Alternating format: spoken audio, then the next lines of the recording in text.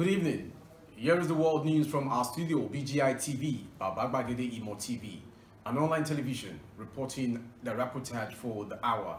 First are the major headlines for the national news. I am yours faithfully, Rabila Lawal. Cambridge University returns looted Benin bronze artifacts Okuko to Nigeria. Politicians fueling crisis in Plateau, says Governor Lalong. Senate moves to increase daily cost of feeding prisoners. Afe Babalola hails Abued as Varsity performs first kidney transplant. Makinde Wike Tambuwal in Ondo as Mimiko set to join PDP. And to foreign news, AU suspends Sudan over military coup. And to sports, Barcelona sacked Ronald Koeman as coach. The news and details. Nigeria has received a Benin bronze artifact from the University of Cambridge more than 800 years after it was taken from the country. At a ceremony on Wednesday in the UK, the university handed over the artifact to the National Commission for Museums and Monuments in a move it earlier described as the first institutional return of its kind. Jesus College is the first UK institution to hand back a Benin bronze, raising pressure on the other establishments, including the British Museums, to follow suit. The Nigerian delegation was led by the head of the agency, Professor Abba Tijani, to receive the elaborately carved cockerel known as Okuko. We are excited, very happy to see that this artifact, which has been away from Nigeria for decades, is in good shape, he said. Tijani, who spoke during the ceremony to hand over the treasure, stated that it was the first time a UK institution would give back a Benin bronze. He hailed the College's Act as a great example for other institutions and other countries and urged the British Museum to change its stance on the bronze in its collection.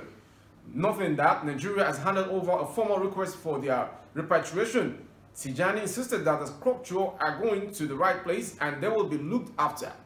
The bronze was taken from the Kingdom of Benin, now part of Nigeria, in 1897 when Britain had a foothold on the African continent.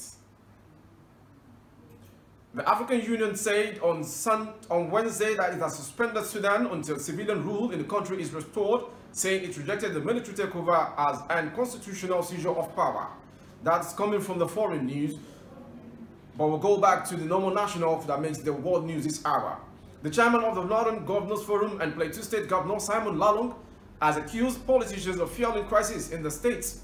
He disclosed these on Tuesday during the day of two Nigerian Economic Summit in Abuja, where participants had gathered to deliberate on the nation's security, education, and politics.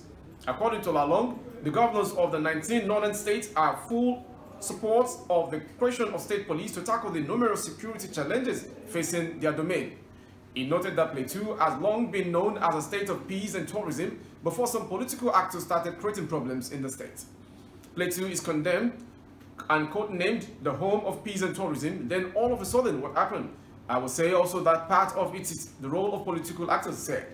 You see people bringing issues like ethnicity, religion-dominated issues, and so we're now beginning to see ourselves as enemies. If you are a Christian, you need to serve the God. The governor also faulted successive administrations in the state for capitalizing on the situation rather than finding means to bridge the gap. Lalong believes the issue resulted in the killings of several people in the state, noting that the situation made the state government make some recommendations to President Muhammadu Buhari. He lamented that as part of some measures in tackling religious and ethnic violence, some state governors would use resources at their disposal to acquire some technological equipment which may end up not being used. The Senate Committee on Interior has moved to increase the daily feeding cost of inmates in Nigeria correctional facilities. The issue was raised on Wednesday when the Controller General of Nigeria Correctional Center Services NCS, Mr. Aliru Nababa, appeared before the committee members to defend the 2022 budget of the agency.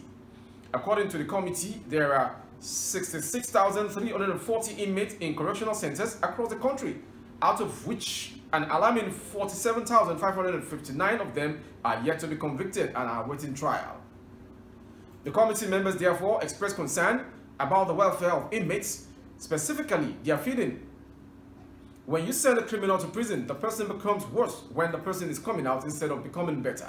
So I'm thinking, in response, the Comptroller General of the NCS said that the current 450 naira feeding cost for each of the prisoners on daily basis has been increased to 750 naira as proposed in the 2022 budget estimates.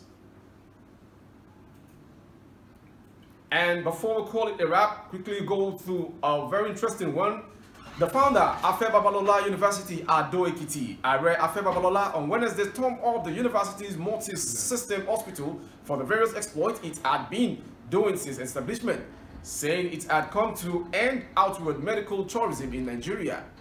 Babalola, who spoke against the backdrop of the first kidney transplant in the hospital, said, "This is the milestone for Abuad, but I am not surprised because we have quality equipment and well-trained, experienced personnel.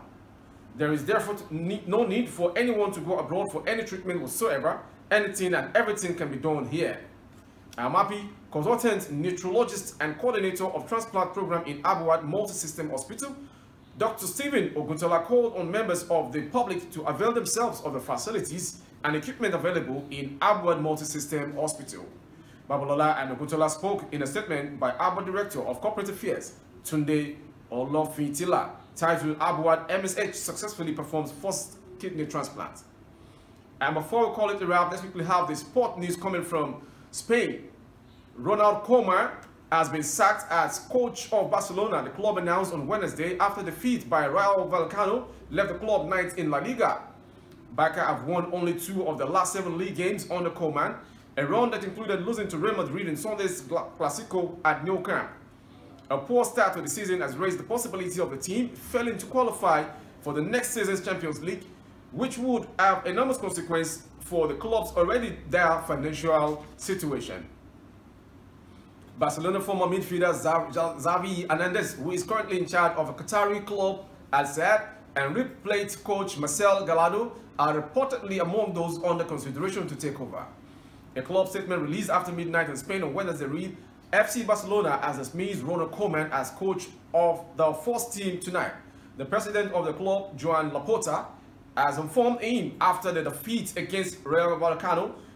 Ronald Koeman will be saying goodbye to the squad on Thursday, if possibly at the training ground." And before we call it a wrap, let's quickly go through the headlines once again. Cambridge University returns looted Benin bronze artifacts Okuko to Nigeria. Politicians fueling crisis in Plateau State, says Governor Lalong. Senate moves to increase daily cost of feeding prisoners. Afe Babalola hails Abuad as varsity performs first kidney transplants.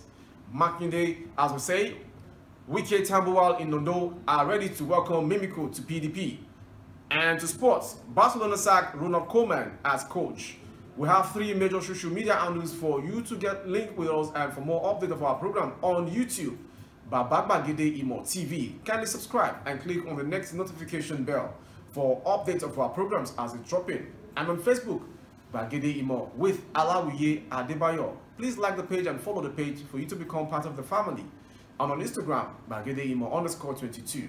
For adverts and marketing placement of goods and services or any office ceremonies for coverage, call the marketing department phone number 07038226160. 07038226160. Thank you for watching. I am Rabi Lalawal.